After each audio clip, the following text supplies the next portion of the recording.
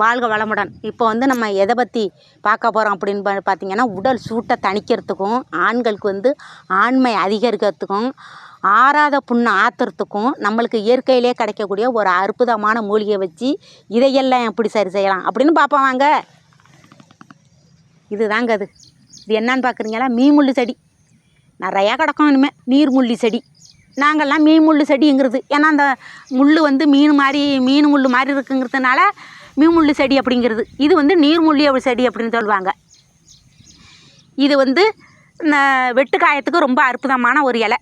இந்த இலையை பறித்து நல்லா கசக்கி போட்டு சுண்ணாம்பும் அதையும் சேர்த்து அந்த மீன்முள்ளு சாரும் சுண்ணாம்பையும் சேர்த்து குழப்பி அந்த வெட்டுக்காயத்தில் வச்சோம்னா, ஆணியை குத்தினாலும் என்ன ஒரு கிழிச்சாலும் போனாலும் அருவா வெட்டினாலும் இதை நல்லா கொஞ்சம் இலையை கணிசமாக பறித்து கசக்கி சுண்ணாம்பையும் வச்சு அந்த புண்ணு பேர் பத்த புண்ணாக வந்தால் கூட வச்சு பூசினோம்னாக்கா 3 நாள் 4 நாளையில் புண்ணு ஆறிடும். அதுக்கப்புறம் பார்த்திங்கன்னா, இந்த மீன்முள்ளு விதை வந்து நாட்டு மருந்து கடையில் கிடைக்கும்.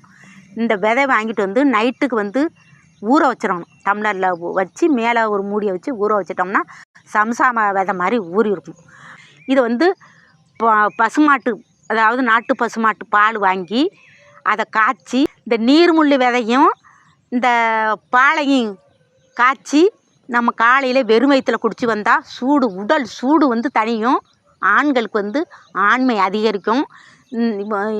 இதே மாதிரி நீங்களும் பயன்படுத்தி சாப்பிட்டு பாருங்கள். சாப்பிட்டு பார்த்துட்டு இந்த வீடியோ பிடிச்சிருந்தா லைக் பண்ணுங்கள், ஷேர் பண்ணுங்கள், கமெண்ட் பண்ணுங்கள், மறக்காமல் சப்ஸ்கிரைப் பண்ணுங்கள்.